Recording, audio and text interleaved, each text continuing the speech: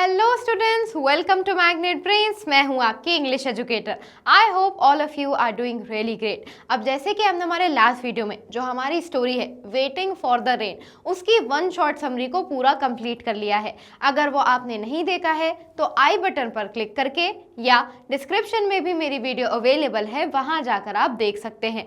और आज हम स्टार्ट करने वाले हैं हमारे क्वेश्चन एंड आंसर्स पार्ट 1, ताकि आपके जितने भी डाउट हैं और जितनी भी प्रॉब्लम्स है, जितने भी क्वेश्चन है, सब एकदम सॉल्व हो जाएं और आपके कॉन्सेप्ट एकदम क्रिस्टल क्लियर हो जाएं।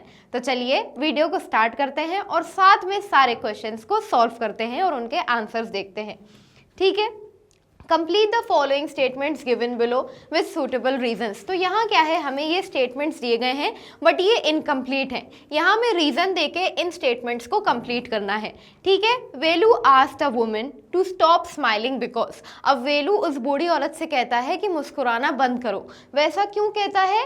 Because there was no rain and he felt there was nothing to smile about during such a difficult time। क्योंकि ऑलरेडी ही बारिश नहीं हो रही थी और ऑलरेडी ही इतनी ज़्यादा प्रॉब्लम थी, तो इतनी प्रॉब्लम में बिना बारिश के कोई हंसने की बात नहीं थी। इसलिए वो ऐसा कहता है कि क्यों मुस्कुरा रही हो आप, मत मुस्कुराओ। Then Velu said that it was hard not being able to work since. तो वेलू क्या कहता है कि काम ना करना बहुत मुश्किल है, क्योंकि he had been working continuously for 6 years and could not bear to sit idle। क्योंकि वो लगातार 6 सालों से बिना कोई छुट्टी लिए, बिना कोई आराम करे कंटिन्यूसली काम करा जा रहा था और अब उससे खाली नहीं बैठते बन रहा था। ठीक है, Velu was confuse when the old lady said that the land needed rest because। अब वो बूढ़ी औरत जब ये कहती है कि जैसे इंसानों को आराम की ज़रूरत होती है वैसे ही लैंड, ज़मीन को भी आराम की ज़रूरत है, तो वो कन्फ्यूज हो जाता है। ऐसा क्यों है? He had never thought of land as something that needed rest like humans do। क्योंकि कभी उसने ऐसा सोचा ही नहीं कि ज़मीन को भी इंसानों की तरह आराम की ज़रूरत होती है। उसने कभी उस पर्सपेक्टिव से, उस नज़रिए से सोचा ही नहीं। ठीक है, okay. Next, the old lady said that it was good for the land when it did not rain as। तो old lady क्या कहती हैं कि इवन अगर बारिश नहीं हो रही है तो शायद इसमें भी तुम्हारे लिए बेहतरी है, क्योंकि अगर बारिश नहीं हो रही है तो जो लैंड है, जो ज़मीन है, it allowed the land to rest and rejuvenate after years to continuous cultivation। लगातार वो कंटिन्यूसली उस ज़मीन पर 6 सालों से कल्टिवेशन कर रहा था, तो कहीं ना कहीं बारिश नहीं हो रही है तो तुम लोग फसल नहीं उगा पा रहे हो, बीज नहीं बो पा रहे हो, राइट। तो जिसकी वजह से वो ज़मीन है उसे थोड़ा सा आराम करने का मौका मिल रहा है। Okay, Velu rain home happy and because, laughing and happy because. अब जो वेलू है वो एकदम दौड़ते हुए अपने घर खुशी में जाता है, हंसते हुए जाता है। ऐसा क्यों है? Because he felt a cool breeze and saw rain drops realizing that the long awaited rain had finally come. क्योंकि जब वो अपने घर पर वापस जा रहा होता है तो एक ठंडा सा हवा का झोंका निकलता है, फिर उसके कंधों पर पानी की बूंद गिरती है, तो उसे इस बात का एहसास हो जाता है कि जिस बारिश का वो इतने टाइम से इंतजार कर रहा था, फाइनली वो बारिश आ चुकी है। ठीक है, ओके। चलिए अब हम चलते हैं हमारे नेक्स्ट क्वेश्चन पर। तो यहाँ क्या है, यहाँ हमें एक तरीके से, इस तरीके से ये एक्सट्रैक्ट दिया गया है, हमें इसे पढ़ना है, फिर आगे के क्वेश्चंस के आंसर्स देने हैं। I can not see how talking to astrologers will bring rain. मुझे नहीं लगता है कि ज्योतिष से बात करके बारिश आ सकती है। He decided to go to the weather office in the city and talk to someone, but the people at the weather office said they could not really tell him when the sky would gather clouds and bring rain. अब वो क्या decide करता है कि वो weather office जाएगा और वहाँ वो जाके किसी से बात करेगा, बट इवन वेदर ऑफिस में भी उसे यही जाके पता चलता है कि वो उसे एक्चुअल बता ही नहीं सकते कि कब बादल इकट्ठा होंगे और बारिश लेकर आएंगे। We are at a loss ourselves, they exclaimed. हम तो खुद ही बहुत कंफ्यूज हैं, हमें तो खुद ही नहीं समझ में आ रहा है। So many favourable condition but still no rain, very odd. इतनी फेवरेबल कंडीशन है, इतना अच्छा मौसम है, बट उसके बावजूद बारिश नहीं हो रही है, जो कि एक बहुत ही अजीब बात है। तो यहाँ ये हमारा एक्सट्रैक्ट खत्म हो जाता है और हमारा पहला क्वेश्चन क्या है? What does the first line of the extract about Velu's belief. तो यहाँ ये जो हमारी लाइन दी गई है कि मुझे नहीं लगता कि एक ज्योतिष से बात करके बारिश आ जाएगी, इससे हमें वेलू के नज़रिए या वो किन चीज़ों पे यकीन करता है उससे हमें क्या समझ में आता है? तो हमें क्या समझ में आता है? It shows that Velu is a practical and rational person, he does not believe in superstition और रिलाइंग ऑन एन एस्ट्रोलॉजिस्ट। इससे हमें समझ में आता है कि वेलू एक बहुत ही इंटेलेक्चुअल सा लड़का है, एक इंटेलेक्चुअल सा आदमी है, राइट। वो लाइक एस्ट्रोलॉजर्स की, ज्योतिष से बात बात कर लेंगे तो ऐसा हो जाएगा, ज्योतिष के लिए ये कर देंगे तो बारिश हो जाएगी, वो इन सब चीज़ों पे यकीन नहीं करता है, बल्कि अपने माइंड से, रैशनैलिटी से, लॉजिकल वे में सोचना और प्रॉब्लम को सॉल्व करना पसंद करता है। ठीक है स्टूडेंट्स, ओके। चलिए अब हम चलते हैं हमारे नेक्स्ट क्वेश्चन पर। Complete the following sentences with a suitable reason. Again ये हमारा इनकम्प्लीट सेंटेंस है, इसे हमें सही रीजन के साथ कंप्लीट करना है। Velu is determined to seek information about the rain because. अब वेलू जो है वो इस बात को लेकर लाइक बहुत ही डटा हुआ है कि उसे जानना है कि बारिश क्यों नहीं हो रही है। ऐसा क्यों है? Because he wants to find a practical solution to the drought affecting his farm, क्योंकि वो क्या एक सही सोल्यूशन निकालना चाहता है इस प्रॉब्लम का कि जिसकी वजह से उसकी जो खेत है उसकी फसल पर असर पड़ रहा है। तो वो अपने आप में जितनी भी चीज़ें कर सकता है वो पूरे अपने एक तरीके से हाथ पैर मार रहा था। ठीक है, अब हम चलते हैं हमारे नेक्स्ट क्वेश्चन पर। Complete the table with reference to Velu's weather's office visit. तो यहाँ क्या है, ये हमें ऐसी खाली सी टेबल दी गई है। सबसे पहले आएगा कि जब वेलू वेदर ऑफिस विजिट करता है तो उसकी एक्सपेक्टेशन क्या रहती है कि क्या होगा, बट फिर एक्चुअल में आउटकम क्या होता है, एक्चुअल में क्या होता है ये हमें लिखना है। तो जब वेलू वेदर ऑफिस जाता है तो उसकी एक्सपेक्टेशन क्या रहती है? Velu expected to get a clear answer और forecast when it would rain. वो इस बात की उम्मीद करता है कि शायद उसे एक सही जवाब मिल जाए, या एक फोरकास्ट मतलब उसे बता दिया जाए कि कब या कितने दिनों बाद बारिश होगी। ये उसकी एक्सपेक्टेशन होती है। बट एक्चुअल में क्या होता है?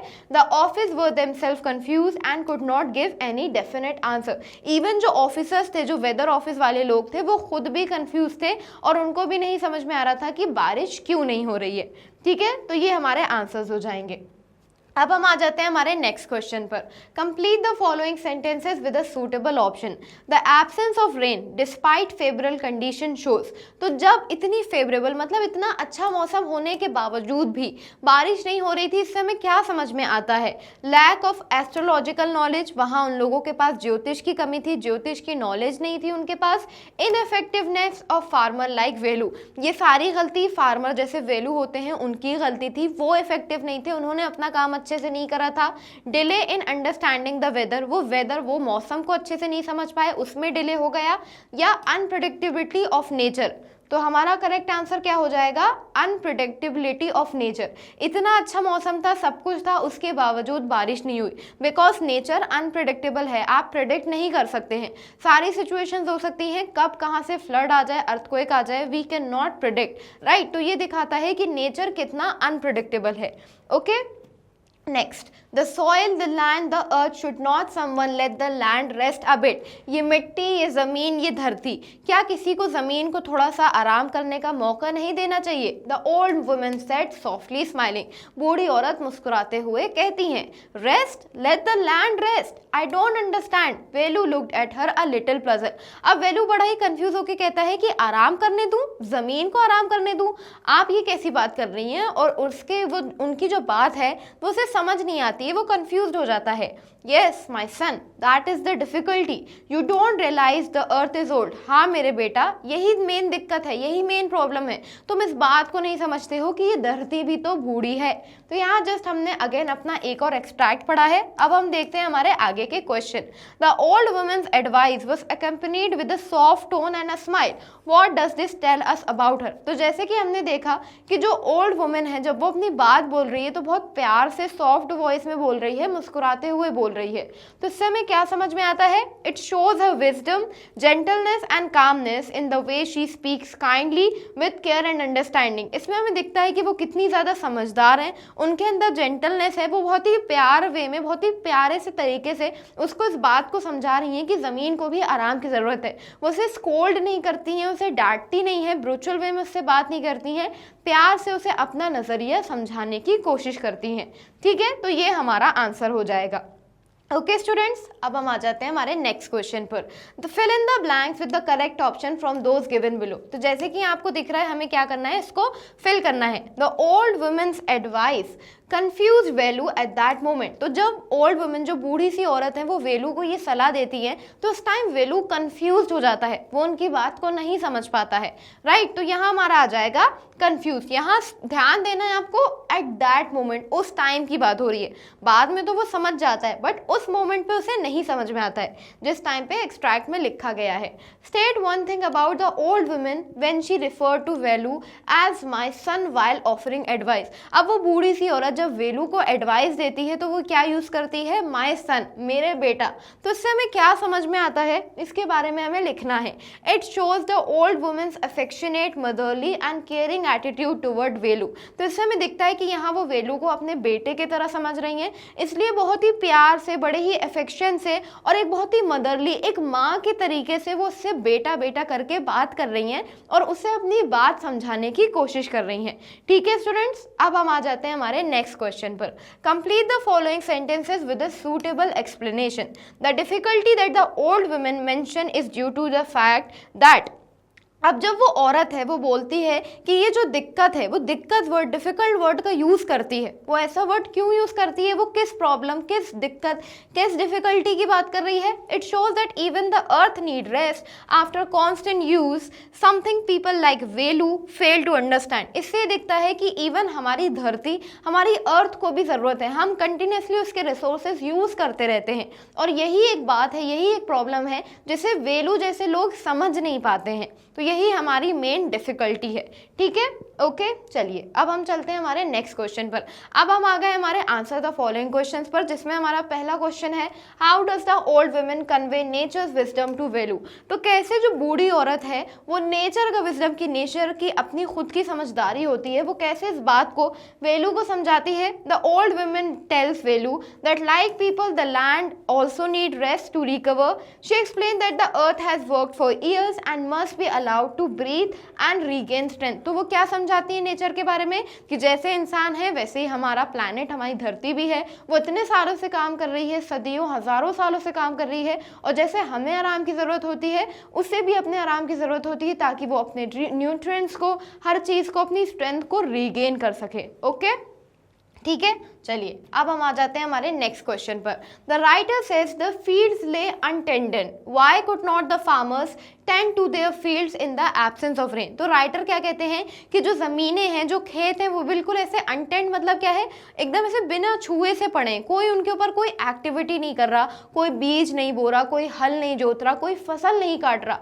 तो क्या वजह है कि जो फार्मर्स है, जो किसान है, उस ज़मीन पर कोई काम नहीं कर पा रहे। तो हमारा आंसर क्या हो जाएगा, without rain the soil turn dry, cracked and hard. बिना बारिश के मिट्टी कैसी हो गई है, सूखी हो गई है, कर्री हो गई है, कड़क सी हो गई है, उसने एक परत सी बना ली है। Farmers could not plough, slow और grow crops, so they were unable to work in their fields. और जो फार्मर्स हैं, जो किसान हैं, वो क्या कर रहे हैं, हल नहीं चला पा रहे हैं, बीज नहीं बो पा रहे हैं, फसलें नहीं उगा पा रहे हैं और इसी के वजह से वो फील्ड्स में काम नहीं कर पा रहे हैं। क्यों? क्योंकि बारिश नहीं हुई है। बिना बारिश के उनका सारा काम अधूरा है। ठीक है स्टूडेंट्स, ओके चलिए अब हम चलते हैं हमारे नेक्स्ट क्वेश्चन पर। Support the old women's perspective that the land need rest just like people do. तो हमने देखा कि जो बूढ़ी सी औरत है वो एडवाइस देती है कि जैसे हम इंसानों को आराम की ज़रूरत है वैसे ही ज़मीन को भी, धरती को भी आराम की ज़रूरत है। तो हमें उनका ये स्टेटमेंट सपोर्ट करना है। तो हमारा आंसर क्या हो जाएगा, like people get tired from working continuously, the land also gets tired after constant farming. जैसे हम इंसान लगातार काम करते करते थक जाते हैं, जैसे अगर आप 6 घंटे से 3 घंटे से लगातार पढ़ रहे हैं, so you will feel tired, right, और आपको आराम की ज़रूरत होगी। वैसे ही हमारा लैंड भी थक जाता है और कंटिन्यूसली उस पर फार्मिंग करते करते उसे भी थकावट हो जाती है। इसलिए giving it rest, fallow time help it regain nutrients and moisture which helps improve growth, crop growth later, right. तो जब हम फसलों को ऐसे खाली छोड़ देते हैं, ज़मीनों को, राइट, लैंड को, तो उसे हम फैलो टाइम कहते हैं। तो जब हम ज़मीन को थोड़ा सा खाली वक्त देते हैं तो उस टाइम पे उसके जितने भी न्यूट्रिएंट्स होते हैं वो उसे रीगेन कर पाती है, अपनी जो मॉइस्चर है, राइट, मिट्टी में जो नमी होती है उसको रीगेन कर पाती है और बाद में फिर जब फसलों को ग्रो करा जाता है तो वो भी बहुत अच्छे इफेक्टिव वे में ग्रोथ होती है उनकी। ठीक है, ओके चलिए Next, what can be inferred about Velu's character based on his reaction to the drought? तो वेलू के कैरेक्टर पे हमें क्या समझ में आता है कि जब ड्रॉट आता है, जब सारी जो ज़मीनें हैं सूख सी जाती हैं, बारिश नहीं होती है, तो वेलू का जो कैरेक्टर है और वो कैसे बिहेव करता है, कैसे रिएक्ट करता है, उससे हमें क्या समझ में आता है? तो सबसे पहले तो हमें ये समझ में आता है Velu is a sincere and hard working with a deep attachment to his land. Velu एक बहुत ही जिम्मेदार सा आदमी है, एक बहुत ही मेहनती किसान है और उसे अपनी ज़मीन, अपनी मिट्टी से बहुत ज़्यादा प्यार है, राइट? वो अपनी ज़मीन से बहुत ज़्यादा प्यार करता है।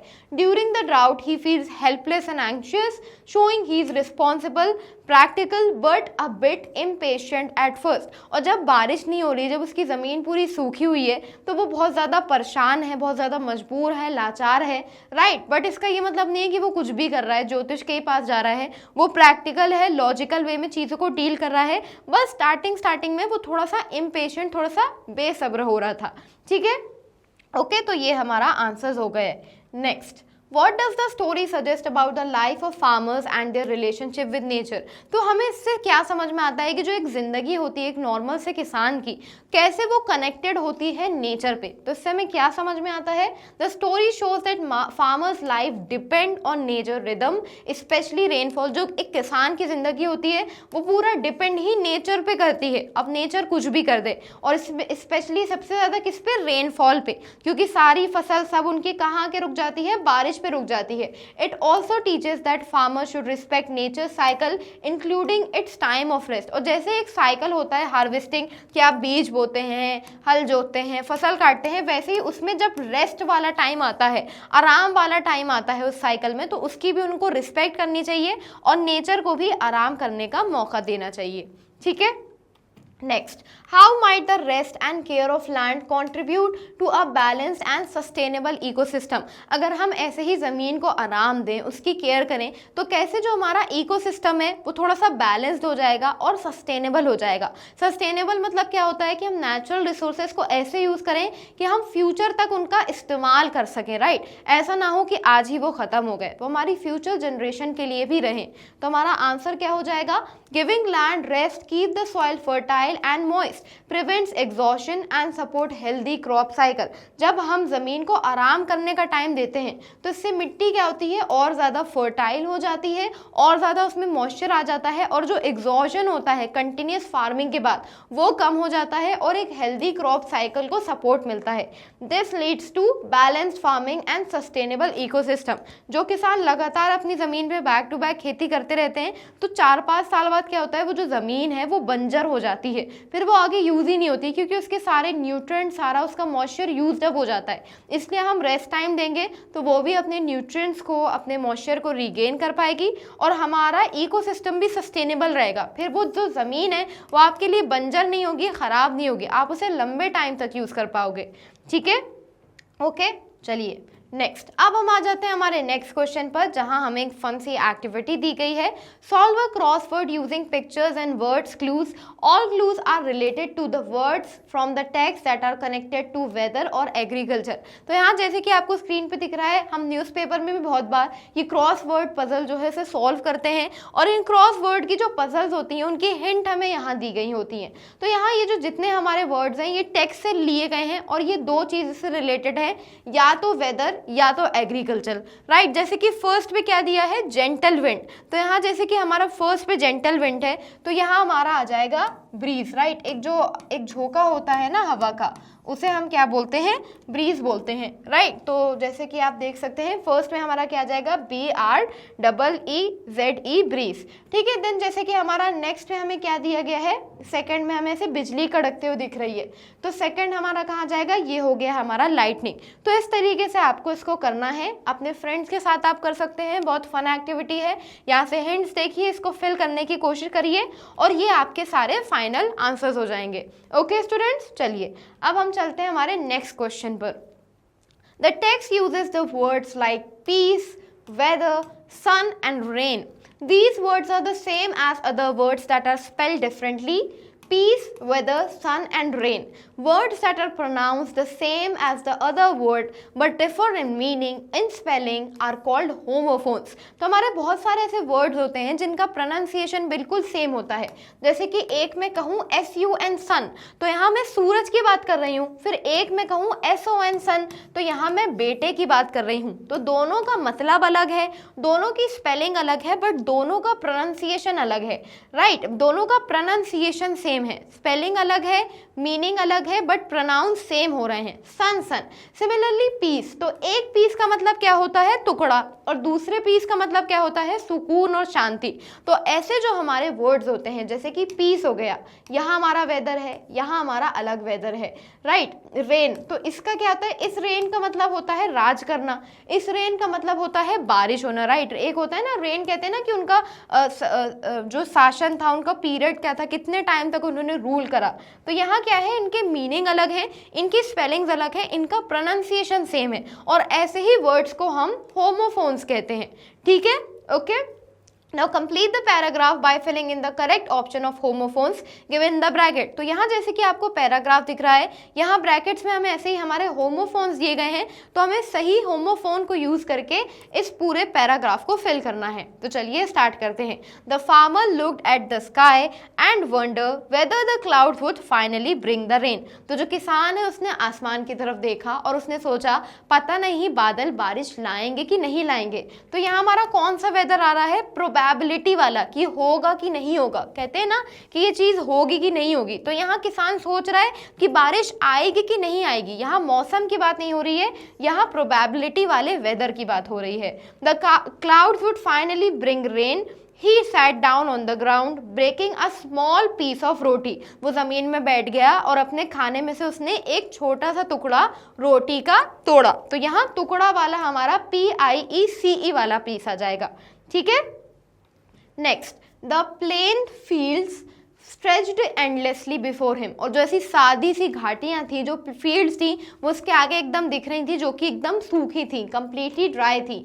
ही thought about how he could sell his last sack of rain to buy some essential for his family। तो एक सेल मतलब क्या होता है? जब आप किसी को बेचते हैं, और एक सेल मतलब क्या होता है? जब हम बैटरी के सेल की बात करते हैं। तो यहाँ जो फार्मर है, यहाँ जो किसान है, वो अपनी ज़मीन को देखता है और सोच रहा होता है कि कैसे जो आखिरी बोरी बची है अनाज की, कैसे वो उसे बेच के अपने घर वालों के लिए कुछ ज़रूरत की चीज़ें खरीद सकता है। तो यहाँ हमारा SELL वाला सेल आ जाएगा, जिसका मतलब होता है बेचना।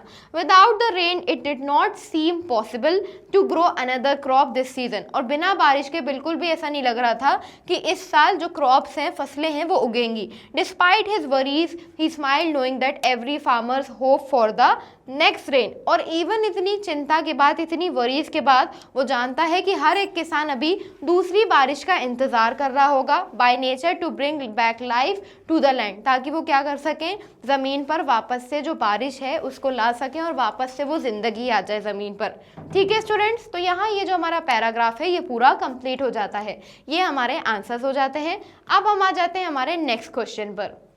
Choose the correct meaning from the given option for the underlined words or phrases in the following sentences। तो यहाँ हमारे क्वेश्चन में कुछ वर्ड्स को अंडरलाइन किया गया है, यहाँ हमें क्या करना है? उनके मीनिंग्स को लिखना है, ठीक है? तो चलिए हम अपना आंसर्स देखते हैं। Being annoyed she मटर्ड something which nobody heard. गुस्से में आके उसने कुछ ऐसा ऐसे बुदबुदाया, बड़बड़ाया, जो कि किसी ने नहीं सुना। Spoke in a low voice, जब हम कोई चीज़ अपने आप से धीमी धीमी आवाज़ में कहते हैं। स्पोक स्लोली, धीरे धीरे बोलते हैं, ऐसे धीरे मतलब मैं आपको पढ़ा रही हूँ, इसे हम स्लोली बोलेंगे। देन स्पोक एंग्रीली, गुस्से में बोला।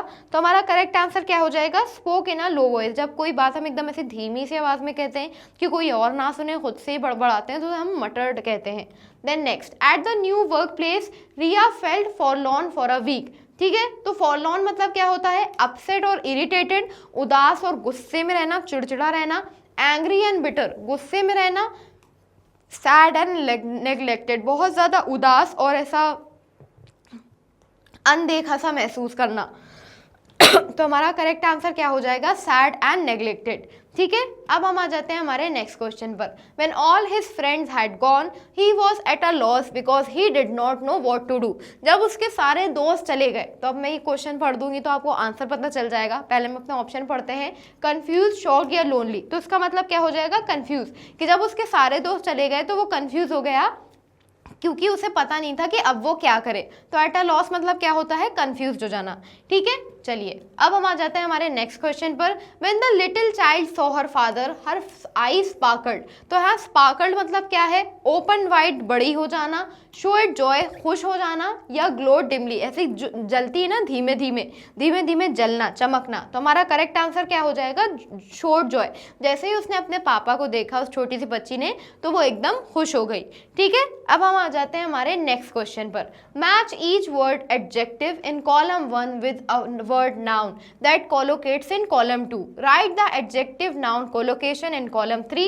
One example has been done for you. तो राइट, जब क्या होता है, कुछ दो वर्ड्स एक साथ अक्सर साथ में यूज करे जाते हैं तो उन्हें हम कोलोकेशन कहते हैं। जैसे कि फेवरेबल क्या है, सपोर्टिव। तो फेवरेबल के साथ क्या आता है कि वेदर, की मौसम आज अच्छा है। सिमिलरली हम एक एग्जाम्पल, बहुत कॉमन एग्जाम्पल है कोलोकेशन का, strong coffee.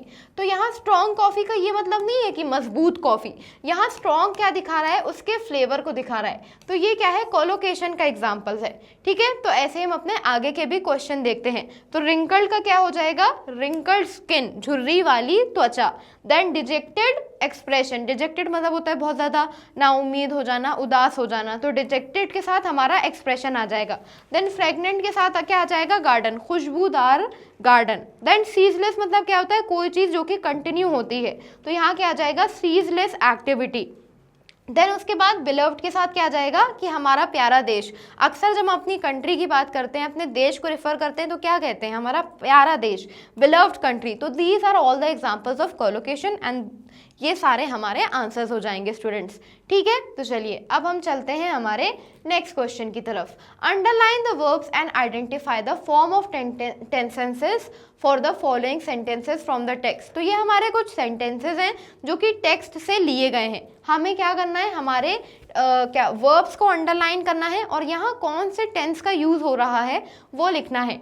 Oh, it is hard not be able to work. तो यहाँ क्या सिंपल प्रेजेंट की बात करी जा रही है। सिंपल प्रेजेंट में जब हम अपने एक रेगुलर रूटीन या हैबिट की बात करते हैं कि ये बहुत मुश्किल है जब आपको काम नहीं करना पड़े, राइट। तो यहाँ क्या आ जाएगा, इज हो जाएगा, बी हो जाएगा और वर्क हो जाएगा। देन उसके बाद आई एम टू ओल्ड। तो अगेन ये हमारा सिंपल प्रेजेंट है क्योंकि ये हमारा फैक्ट भी है और स्टेट भी है, राइट। ये सच है, उनको पता है कि वो बुढ़े हैं, मैं बूढ़ा हूँ, आई एम टू ओल्ड। तो अगेन ये सिंपल प्रेजेंट हो जाएगा। What are you smiling at अम्मा, आप किस बात पे मुस्कुरा रही हैं। तो ये हमारा प्रेजेंट प्रोग्रेसिव या प्रेजेंट कंटिन्यूस हो जाएगा क्योंकि ये चीज़ प्रेजेंट में अभी हो रही है, राइट, कंटिन्यू हो रही है कि आप किस बात पे मुस्कुरा रही हैं। तो वो यहाँ मुस्कुरा रही हैं। ठीक है, but my son this is what I am talking about. पर मेरे बेटे, इसी बारे में तो मैं बात कर रही हूँ। तो अगेन ये क्या हो जाएगा, प्रेजेंट प्रोग्रेसिव, क्योंकि वो इस बारे में बात कर रही हैं। The earth has worked for years centuries. जो धरती है उसने क्या बहुत सदियों, बहुत सालों तक काम करा है। देन ये क्या है, हैज वर्कड आ रहा है हमारा, तो ये हो जाएगा हमारा प्रेजेंट परफेक्ट। कोई चीज जो कि पास्ट में पूरी हो चुकी हो बट असर उसका आज तक हो, तो उसे हम क्या कहते हैं, प्रेजेंट परफेक्ट कहते हैं। I have worked hard and honestly. तो यहाँ क्या आ जाएगा कि मैंने मेहनत और ईमानदारी से काम करा है। अगेन हमारा ये काम पास्ट में हुआ है बट आज भी उसका प्रेजेंट से कुछ कनेक्शन है, आज भी उसका प्रेजेंट पर असर पड़ रहा है। तो अगेन ये हमारा प्रेजेंट परफेक्ट का एग्जाम्पल हो जाएगा। ठीक है स्टूडेंट्स, तो ये हमारे आंसर्स हो जाएंगे। यहाँ हमने हमारे वर्ब्स को अंडरलाइन कर दिया है और ये हमारे टेंसेस हो गए हैं। एक बार आप इसको पढ़िए, फिर आगे का जो हमारा लेक्चर है हम उसे कंटिन्यू करते हैं। तो चलिए अब हम चलते हैं हमारे आगे के क्वेश्चंस की तरफ। ठीक है, next, now fill in the blanks with the correct form of simple present, present progressive और present perfect tenses of the verbs given in bracket. तो अगेन यहाँ क्या है, ये हमारा एक पैराग्राफ दिया गया है। यहाँ हमें ब्रैकेट में हमारे वर्ब्स दिए गए हैं और उनकी हमें सही टेंस फॉर्म को यूज़ करके इनको पूरा कंप्लीट करना है, जिसमें हम सिंपल प्रेजेंट, प्रेजेंट प्रोग्रेसिव मतलब प्रेजेंट कंटिन्यूस और प्रेजेंट परफेक्ट का यूज़ करेंगे। तो चलिए साथ में से हम इसके आंसर्स देखते हैं। रवि इज़ अ फार्मर, तो रवि क्या है? रवि एक किसान है, तो ये हमारा सिंपल प्रेजेंट है। Who practices crop rotation on his land, तो यहाँ क्या दिखाया जा रहा है? उसका एक नॉर्मल रूटीन, उसके एक नॉर्मल हैबिट को दिखाया जा रहा है। तो अगेन ये हमारा सिंपल प्रेजेंट है। Each season he plants different crops to maintain the soil health, हर साल वो अलग अलग तरीके की क्रॉप्स लगाता है ताकि उसकी जो ज़मीन है, उसकी जो मिट्टी है, उसकी हेल्थ मेंटेन रहे। अगेन ये हमारा सिंपल प्रेजेंट है क्योंकि वो उसका रूटीन, उसका स्केड्यूल, नॉर्मल उसकी हैबिट को दिखा रहा है। This year he is growing legumes which help restore the nutrients in the soil, but इस साल वो क्या कर रहा है? वो लेग्यूम्स उगा रहा है। तो यहाँ क्या आ जाएगा? इज ग्रोइंग मतलब प्रेजेंट कंटिन्यूस, कि ये चीज़ कंटिन्यू हो रही है, प्रेजेंट में हो रही है। Over the year Ravi has learned that planting the same crop, ठीक है, इन सालों में रवि ने ये सीखा है। तो ये क्या हो जाएगा? ये हो जाएगा हमारा प्रेजेंट परफेक्ट। क्यों? वो चीज़ उसने पास्ट में सीखी और आज तक उसका असर है, मतलब जो उसने चीज़ पास्ट में सीखी आज भी वो उस नॉलेज को यूज़ कर रहा है। तो उसने इन सालों में क्या सीखा? Repeatedly depletes the soil making it less fertile, अगर रिपीटेडली एक ही तरीके की अगर आप फसल लगाएंगे तो उसके वजह से जो सॉइल है, जो मिट्टी है, वो ख़राब हो जाती है। तो ये हमारा सिंपल प्रेजेंट हो जाएगा।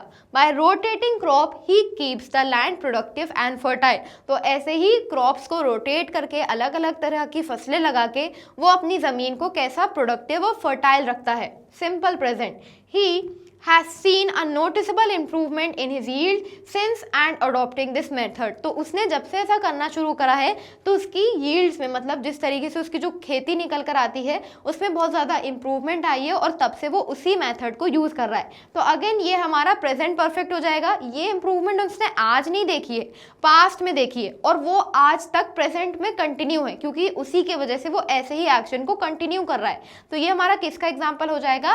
Present perfect. Now Ravi is sharing his knowledge with other farmer, ये हमारा हो गया प्रेजेंट कंटिन्यूस या प्रेजेंट प्रोग्रेसिव कि उसकी वो जो नॉलेज है वो अपने फार्मर्स के साथ शेयर कर रहा है। Explaining how crop rotation benefits both the soil and their harvest, कि कैसे जो क्रॉप रोटेशन है वो फायदा देती है मिट्टी को और उनके हार्वेस्ट जो करते हैं उनको भी। तो यहाँ बेनिफिट्स क्या हो जाएगा? Simple present. ठीक है स्टूडेंट्स, तो ये हमारा पूरा आंसर हो गया।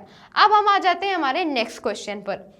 Study the highlighted words in the following sentences from the text. तो यहाँ क्या है? हमारे कुछ ऐसे वर्ड्स हैं जिनको हाईलाइट करा गया है। एक बार हम इनको पढ़ते हैं, फिर आगे ये क्या है वो तो हम समझेंगे ही।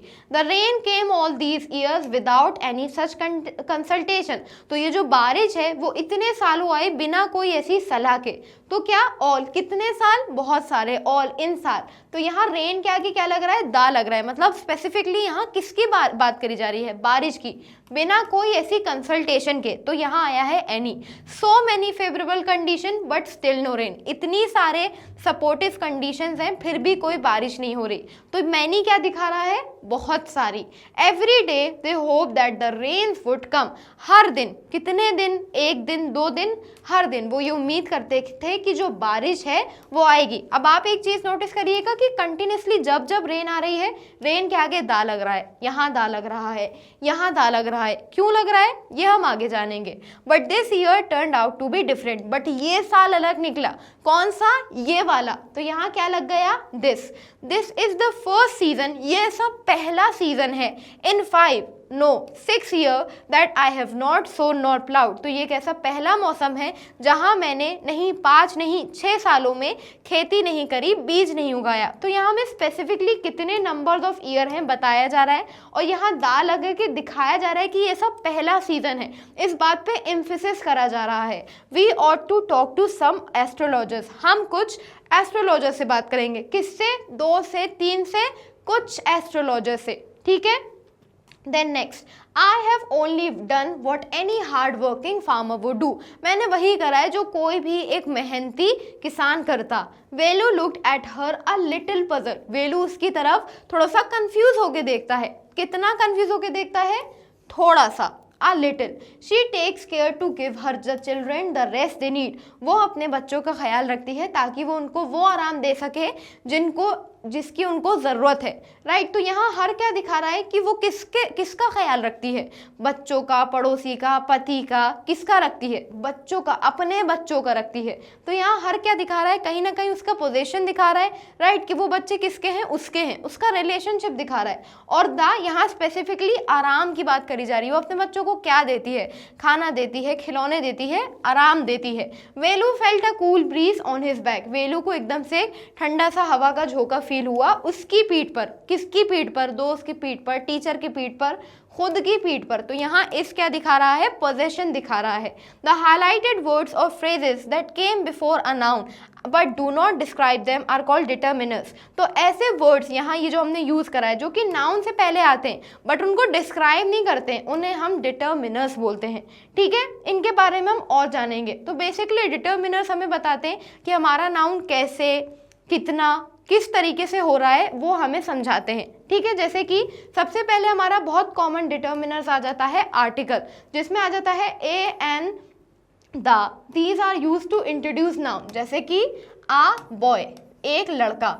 तो यहाँ लड़के के आगे क्या लग रहा है, आ लग रहा है। फिर उसके बाद एक सेब, तो यहाँ क्या लग गया, एप्पल लग गया। हमने बचपन में ही पढ़ा है कि एन हम किसके आगे लगाते हैं, हमारी वोवल्स के साउंड के आगे लगाते हैं, जो कि है ए, ई, आई, ओ, यू। ठीक है, देन उसके बाद द हम किसके आगे लगाते हैं, जो हमारे नेचुरल एलिमेंट्स होते हैं, जैसे कि रेन के आगे बार बार द लग रहा था, the sun, the rain, the ocean, the mountain. तो इनके आगे हम द लगाते हैं। ठीक है, देन नेक्स्ट डेमोन्स्ट्रेटिव डिटर्मिनर्स। तो डेमोन्स्ट्रेटिव डिटर्मिनर्स क्या करते हैं, किसी चीज को पॉइंट आउट करते हैं, डेमोन्स्ट्रेट करते हैं, जैसे कि this, that, these, those. These are to point out specific item. This is my pen, ये मेरा पेन है। दैट इज योर पेन, वो तुम्हारा पेन है, राइट। तो यहाँ मैं पॉइंट आउट कर रही हूँ कि ये पेन मेरा है, वो पेन तुम्हारा है। ठीक है, These are my books, ये किताबें मेरी हैं। Those are your bags, वो बैग्स तुम्हारे हैं। These those, तो यहाँ हम क्या कर रहे हैं, ऑब्जेक्ट्स पर, चीज़ों पर पॉइंट आउट कर रहे हैं। पॉजेसिव डिटर्मिनर्स क्या बताते हैं, ओनरशिप दिखाते हैं या रिलेशनशिप दिखाते हैं कि ये चीज़ किसकी है। दिस इज माई पेन, ये मेरा पेन है। तो यहाँ जो मैं माई का यूज़ कर रही हूँ, ये क्या, मेरी ओनरशिप को दिखा रहा है। दिस इज योर बुक, ये तुम्हारी किताब है। तो यहाँ ये जो योर है ये पोजेशन दिखा रहा है। हिज हो गया, हर हो गया, राइट। जैसे कि जस्ट अभी हमने अपने सेंटेंसेस में पढ़ा था डेफिनेट न्यूमेरल डिटर्मिनर्स, जिसमें हम स्पेसिफिक डायरेक्ट न्यूमेरल्स का ही यूज़ कर लेते हैं और एग्जैक्ट क्वांटिटी बता देते हैं, 1, 2, 3, 7, 8। ठीक है, नेक्स्ट इनडेफिनेट न्यूमेरल डिटर्मिनर्स। अब आ जाते हैं हमारे इनडेफिनेट न्यूमेरल्स। यहाँ तो हम एकदम डायरेक्ट न्यूमेरल्स को यूज़ करके स्पेसिफिक क्वांटिटी बता देते हैं, बट इनमें हम डायरेक्ट स्पेसिफिक क्वांटिटी नहीं बताते हैं, जैसे कि some, any, all, much, many, few, less. तो अब हम इनका मीनिंग समझते हैं, जैसे कि some is used in affirmative sentence while any and no are used in negative and interrogative sentence. Some क्या होता है, हम अफर्मेटिव सेंटेंस में यूज करते हैं, जैसे कि आई हैव सम टी, मेरे पास कुछ पत्ती है। ठीक है, यहाँ हो गया हमारा आई हैव सम टी, मेरे पास कुछ पत्ती है। बट जब हम एनी का यूज़ करेंगे तो यहाँ मैं क्या बोलूँगी, do you have any T, क्या तुम्हारे पास कुछ पत्ती है। तो यहाँ एनी जो है वो इंटेरोगेटिव सेंटेंस में यूज़ कर रहा है। देन ऑल क्या जाता है, पूरे ग्रुप को रिफर करा जाता है। All of the students are present here, सारे बच्चे यहाँ प्रेजेंट है। तो यहाँ ऑल पूरे एक स्टूडेंट्स के ग्रुप को बोला जा रहा है। मच एंड मैनी, तो जो मच होता है वो हम क्या करते हैं, अनकाउंटेबल के लिए यूज़ करते हैं। There is not much water, यहाँ ज़्यादा पानी नहीं है। पानी को अपन गिन कर सकते हैं क्या, नहीं गिन सकते, बट मैनी को हम हमेशा लगा सकते हैं, जैसे कि आई हैव मैनी ड्रेसेस, मेरे पास बहुत सारे कपड़े हैं। आई हैव मैनी ड्रेसेस, तो ये क्या है, काउंटेबल है। तो मच अनकाउंटेबल के लिए हो जाता है, मैनी अनकाउंटेबल के लिए हो जाता है। Then next few indicates a small number, जब कोई चीज़ बहुत कम तादाद में हो तो हम फ्यू का यूज़ करते हैं। वहीं लेस हम कब यूज़ करते हैं, स्मॉलर क्वांटिटी में, जब हम कंपेयर करते हैं कि इससे कम है मेरे पास। Several means more than two, कोई चीज़ 2 से तो ज़्यादा है, 2 से कम नहीं है, बट ये नहीं पता कि कितनी है, बट 2 से कोई बहुत ही ज़्यादा नहीं है, बस 2 से ज़्यादा है। ठीक है, नाउ अब लिटिल मतलब क्या होता है, ज़्यादा नहीं। लिटिल हम अनकाउंटेबल के लिए यूज़ करते हैं, जैसे कि there's little water in the glass, इस ग्लास में कम पानी है, तो पानी को गिना नहीं जा सकता है, इसलिए मैंने लिटिल का यूज़ करा है। फ्यू मीन्स नॉट मैनी, कि मेरे पास फ्यू मतलब ज़्यादा नहीं है। फ्यू हम काउंटेबल के लिए यूज़ करते हैं, जैसे कि I have few hair pins, मेरे पास कुछ हेयर पिन्स हैं, तो हेयर पिन्स को मैं गिन सकती हूँ, पानी को मैं नहीं गिन सकती। ठीक है, use a little and a few to convey a positive sentence, वहीं अ लिटिल अ फ्यू को हम पॉजिटिव सेंस को यूज करने के लिए यूज करते हैं। ठीक है, तो ये आपको पूरा समझ में आया। नेक्स्ट, अब हम आ जाते हैं डिस्ट्रीब्यूटिव डिटर्मिनर्स पे, जो कि क्या करते हैं, डिस्ट्रीब्यूट करते हैं, जैसे कि each, every, either, neither. Each मतलब क्या होता है, हर एक। एवरी मतलब क्या होता है, सब। आइदर मतलब होता है दो में से एक, और नाइदर मतलब क्या होता है, दोनों में से एक भी नहीं। Each refers to individual item, यहाँ इंडिविजुअली बोला जाता है। Each of you listen to me, तुम सब मेरी बात सुनो, तो यहाँ हर एक स्टूडेंट को बोला जा रहा है, हर एक इंसान को बोला जा रहा है। तो इंडिविजुअल, ईच जो है वो इंडिविजुअल वे पे काम करता है आइटम्स या लोगों के लिए, वहीं एवरी सारे आइटम सारे लोगों को बोला जाता है। ठीक है, every boy and girl is present here, सारे लड़के लड़की यहाँ प्रेजेंट है। Either means one of two option, दो ऑप्शन में से आप कुछ चुने। नाइदर मतलब होता है कि दोनों ऑप्शन में से आप कुछ भी नहीं चुने। ठीक है, now fill in the blanks by choosing the correct determiner from those given in the brackets. तो यहाँ क्या है, अब वापस से हमें ये दिया गया है हमारा ये फिल इन द ब्लैंक, इसमें हमें डिटर्मिनर्स यूज करके कंप्लीट करना है। It was a rainy afternoon, बारिश वाला दिन था, and the sky was thick. तो यहाँ हम स्काई, आसमान की बात कर रहे हैं, ये हमारा नेचुरल एलिमेंट है, तो यहाँ क्या आ जाएगा, दाय, यहाँ आ जाएगा the. Mala notice a large puddle quickly forming in front of our house. तो माला क्या देखती है कि एक बड़ा सा गड्ढा उसके घर के सामने बन रहा होता है। तो किसके घर के सामने बन रहा है, उसके घर के सामने। तो यहाँ हर क्या दिखा रहा है, पोजेशन दिखा रहा है। Next, excited she called her brother to join her, knowing both of them always loved playing in the rain। यहाँ मैंने जस्ट अभी बताया था कि नेचुरल एलिमेंट्स के लिए हम दा का यूज करते हैं, the sky, the moon, the ocean, the rain. तो वो एकदम एक्साइटेड हो जाती है और अपने भाइयों को बुलाती है, क्योंकि उसे पता है कि उन्हें बारिश में खेलना अच्छा लगता है। while jumping from one puddle to other, तो यहाँ वो एक गड्ढे से दूसरे गड्ढे में कूद रही है, तो यहाँ सम नहीं आएगा, वन आएगा, क्योंकि यहाँ क्या लिखा है, अनदर मतलब दूसरा, तो इंसान एक से दूसरे पर ही कूदता है, तो यहाँ जाएगा one. Mala spotted a few snails, वही माला जो है वो एकदम थोड़े से, एकदम लाइक ना के बराबर थोड़े से स्नेल्स को देखती है, slowly creeping along the west side and pointed them out to her brother. तो वो सेल्स देखती है और अपने भाई को दिखाती है। विथ ईच जम, हर एक जम के साथ, the sound of both their squeals and laughter was heard. ठीक है, तो उनकी हर एक कूद के साथ, तो यहाँ उनकी हर एक कूद मतलब हर एक, उसकी बहन, उसके दोनों भाई, सबकी एक एक इंडिविजुअली बात करी जा रही है कि वो सब एक एक करके कूद रहे थे, जहाँ उनकी खेलने की, खिलखिलाने की, हंसने की आवाज़ जो है आ रही थी बारिश की टप टप बूंदों के साथ, पैटर ऑफ रेन ड्रॉप्स। तो यहाँ देयर क्या दिखा रहा है, पोजेशन, किसकी हंसने की आवाज़ है, उनकी। तो they were fully drenched, neither siblings minded it, it had been a perfect day। और एंडिंग में वो एकदम पानी में बुरी तरीके से भीग चुके थे, फिर भी किसी भी एक सिबलिंग्स को इससे कोई दिक्कत नहीं आई। नीदर मतलब क्या है, उनमें से एक भी नहीं। ठीक है, ओके, तो ये हमारे आंसर्स हो गए स्टूडेंट्स। आई होप ये आपको अच्छे से समझ में आया होगा। ठीक है, तो इसी के साथ ये जो हमारी वीडियो है वो भी पूरी कंप्लीट हो जाती है। अब आगे की ऐसे ही वीडियोस देखने के लिए आप हमारे चैनल, ऐप और वेबसाइट को विजिट कर सकते हैं। ये हमारे कुछ टॉप कोर्सेज हैं। For e notes and e books the link in the description. Magnet brains provide high quality education, वो भी बिल्कुल फ्री में। अब आपको करना है वीडियो को लाइक, चैनल को सब्सक्राइब और हाँ, कॉमेंट करना तो बिल्कुल नहीं भूलें। Thank you so much for watching.